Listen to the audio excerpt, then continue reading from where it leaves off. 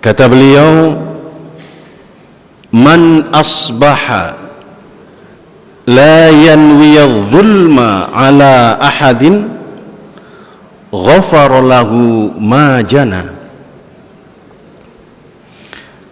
Barang siapa yang di pagi hari dia tidak punya niat untuk berbuat zalim kepada siapapun, ghufira lahu ma jana, maka dia diampuni dosa-dosa yang telah lalu. Hadis ini kelihatannya ringan, tapi ternyata mengandung makna yang sangat dahsyat. Sebab kezaliman adalah perbuatan yang sangat dikecam oleh Allah Subhanahu wa taala. Dalam Al-Qur'an banyak sekali ayat-ayat yang mengecam kezaliman. Baik kezaliman qauliyah maupun kezaliman fi'liyah. Kezaliman qauliyah berupa ucapan-ucapan yang menyakiti orang lain,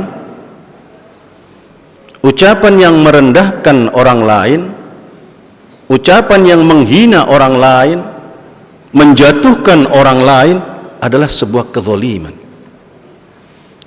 Sedangkan fi'liyah, kezaliman dalam tindakan-tindakan dan kebijakan yang kita lakukan sehingga banyak orang lain yang dirugikan atas tindakan dan perbuatan kita.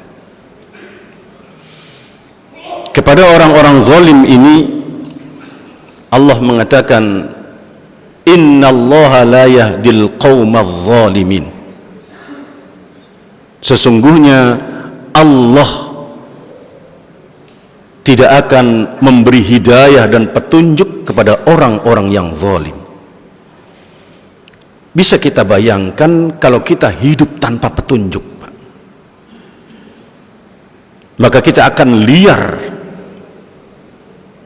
kita akan melakukan sesuatu dengan nafsu kita, emosi kita, karena kita tidak diiringi dengan petunjuk dan bimbingan Allah. Bahkan dalam ayat lain itu digambarkan bahwa kezaliman adalah merupakan sumber bencana.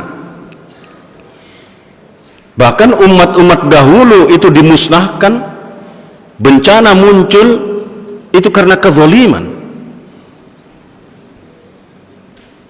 Digambarkan dalam Al-Quran, faqata adabiral qaumil ladzina zalamu, maka orang-orang zalim itu dimusnahkan oleh Allah sampai ke akar-akarnya.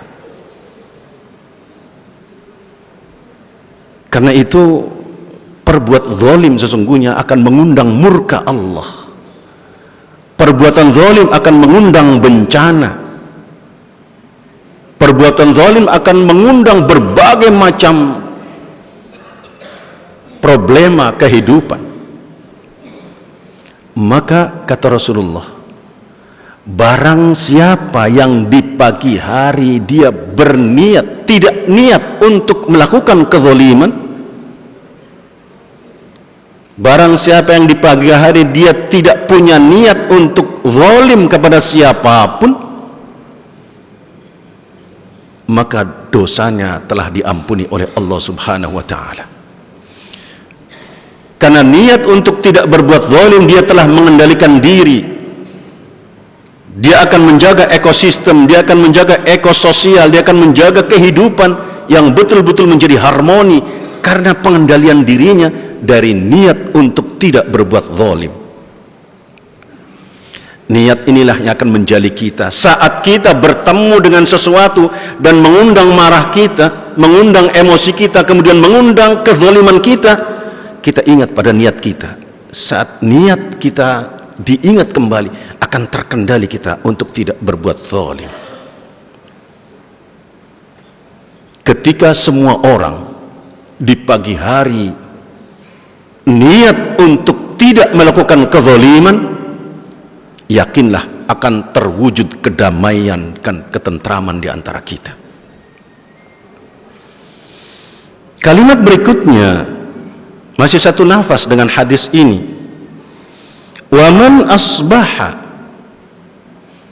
yanwiya nusratal mazlum, barang siapa yang di pagi hari itu punya niat, kalau tadi tidak punya niat, barang siapa yang di pagi hari itu punya niat nusratal mazlum, akan menolong orang-orang yang dizalimi, wa qada'a hajatil muslim, dan akan memenuhi kebutuhan orang lain, dipenuhi kebutuhan orang lain. Kata Rasulullah, kanat lahu ka ajri hajjatin mabruratin, bagi orang itu dia akan mendapatkan pahala seperti pahala haji yang mabrur. Pahala haji yang mabrur digambarkan oleh Rasulullah, pahalanya adalah surganya Allah Subhanahu wa ta'ala. Maka barang siapa yang di pagi hari berniat untuk menolong orang yang dizalimi dan akan memenuhi kebutuhan orang lain, dia dijamin masuk surganya Allah Subhanahu wa ta'ala. Subhanallah, betapa kuatnya niat ini dihargai oleh Allah Subhanahu wa ta'ala. Karena pertama, niat untuk tidak berbuat zalim itu pengendalian diri untuk membangun sistem yang harmoni, sementara niat untuk menolong orang yang zalimi adalah mengisi sistem tadi dalam kebaikan-kebaikannya. Ketika sistemnya sudah baik, diisi dengan kebaikan, maka terwujudlah kebaikan-kebaikan yang sempurna. Jika hadis ini kita renungkan secara matang, maka sesungguhnya ini tugas Polri, melayani dengan sepenuh hati. Di pagi hari semua punya niat, semua tidak punya niat untuk berbuat zalim, dan sekaligus punya niat untuk menolong orang yang dizalimi. Masya Allah. Satu ayunan tangan anggota lantas ketika menolong orang lain, maka berbagai kesejahteraan akan tersebar di mana-mana. Pendidikan lancar, ekonomi lancar, kehidupan yang lainnya lancar, tapi diniati untuk menolong orang lain. Jangan menganggap ringan pertolongan kita kepada orang lain. Rasul mengatakan, kata Rasulullah, saya lebih suka berjalan dengan teman saya untuk memenuhi kebutuhannya ketimbang saya harus i'tikaf di masjid selama 1 bulan. Berjalan untuk memenuhi kebutuhan saudaranya, menolong saudaranya, itu lebih Rasul cintai dibanding i'tikaf di masjid 1 bulan.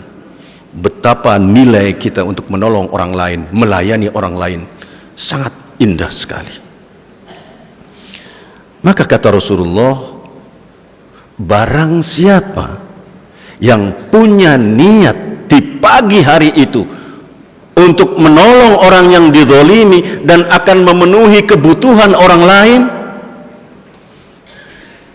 dia akan mendapatkan pahala seperti pahala haji mabrur. Al-haji mabrur laisa lahul jaza illal jannah. Haji mabrur tidak ada pahala lain kecuali surganya Allah Subhanahu wa ta'ala. Untuk itu, hadirin sidang Jumat rahimakumullah, mari dari kita semua dan dari dalam diri kita, kemudian kita mengajak saudara-saudara kita, keluarga kita, tetangga kita, di pagi hari kita niat untuk tidak berbuat zalim. Sebaliknya, melangkah keluar dari rumah, kita berniat untuk menolong orang-orang yang dizalimi dan sekaligus untuk memenuhi kebutuhan saudara-saudara kita yang lainnya. Semoga dengan niat itu Allah akan mengantarkan kita semua untuk membangun lingkungan ini yang betul-betul harmoni, lingkungan yang sejahtera, bahkan membangun masyarakat bangsa yang kita cita-citakan bersama, yaitu masyarakat yang gemah ripah loh jinawi, tata tentrem kartara harja, baldatun thayyibatun wa rabbun ghafur.